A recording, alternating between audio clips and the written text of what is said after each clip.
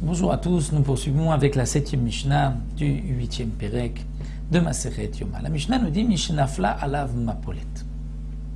Si des pierres sont tombées, il y a un éboulement, une maison s'est écroulée sur quelqu'un. On ne sait pas, ça fait Kusham, ça fait Kenosha. Est-ce qu'il est là ou est-ce qu'il n'est pas là? On ne sait pas s'il se trouvait dans la maison lorsque la maison s'est effondrée ou pas.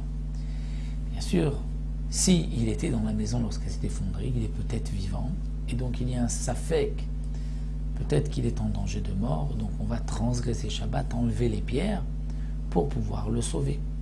Donc la Mishnah vient nous dire, même s'il y a un doute, est-ce qu'il est là ou est-ce qu'il n'est pas là? Safek Rai, Safek Met, on a un doute, est-ce qu'il est mort ou est-ce qu'il est encore vivant? Safek Nochi, Safek Israël, est-ce que c'était un Israël ou un non-juif? Mefakri Malav, on a le droit Mefakrim, c'est-à-dire d'enlever les pierres. C'est de là le principe, la chose de Pikuach Nefesh, c'est-à-dire on enlève, on creuse, on enlève, on recherche, et on va voir si cet homme-là est vivant ou pas. Et la Gemara nous dit qu'on doit vérifier jusqu'au nez pour voir est-ce qu'il respire ou pas. C'est-à-dire si on commence par en haut jusqu'au nez, ou bien on va jusqu'au nez, et c'est au nez que on va savoir s'il est vivant ou pas, puisque comme c'est marqué dans le Pasuk, Kol Asher Nishmat Ruach Chaim Be'apav, vu qu'il y a un souffle de vie dans son nez. Donc c'est à partir du nez qu'on doit vérifier est-ce qu'il est vivant ou pas. Donc, Mefakrim alav et tagal, Metzaou Chai, Mefakrim alav et Met Yanichu. Si on l'a trouvé vivant, alors on va le sauver. Alors le Barthénoura nous dit, mais c'est évident qu'on va le sauver s'il est vivant.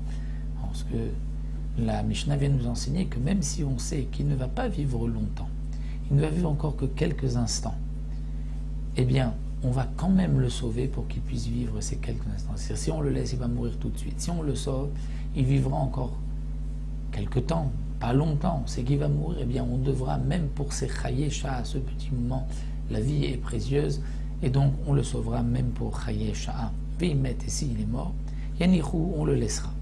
Quel est le chidouche?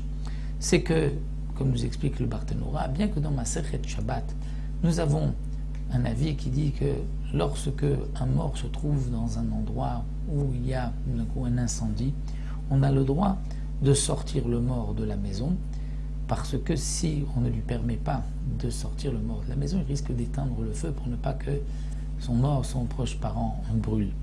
Donc ici, le chidouche de la Mishnah, c'est que si ce n'est que des pierres, on ne lui permettra pas, s'il est mort, d'enlever les pierres, on le laissera là jusqu'à la fin de Shabbat. C'est uniquement par rapport au feu, parce que si le mort va brûler, il risque, donc son proche parent, d'éteindre le feu. Mais ici, si on ne lui permet pas d'enlever les pierres, qu'est-ce qu'il risque de faire maximum? Donc il ne va pas transgresser Miso Torah, donc c'est pour cela que on le laissera ici, on n'enlèvera pas les pierres pour le sauver. Donc là, de cette Mishnah, la Gemara nous apprend aussi tous les dynimes de Pikuach Nefesh, et nous voyons que même lorsqu'il y a un doute de Pikuach Nefesh, on devra sauver la personne. Le principe de Pikuach Nefesh, pourquoi a-t-on le droit de sauver quelqu'un qui est en danger de mort, même en transgressant Shabbat? C'est que nous avons ce principe, transgresse un Shabbat pour lui, afin qu'il puisse faire et respecter plusieurs Shabbats. Ça, c'est le principe du Pikuach Nefesh pendant un Shabbat. Donc là, nous avons terminé avec les dynimes de Yom Kippourim, aussi de Pikuach Nefesh, et les deux dernières Mishnayot concernent le pardon du jour de Kippour. Comment ça se passe exactement, ça nous le verrons dans les deux dernières Mishnayot du Perek Bezrat Hashem la prochaine fois.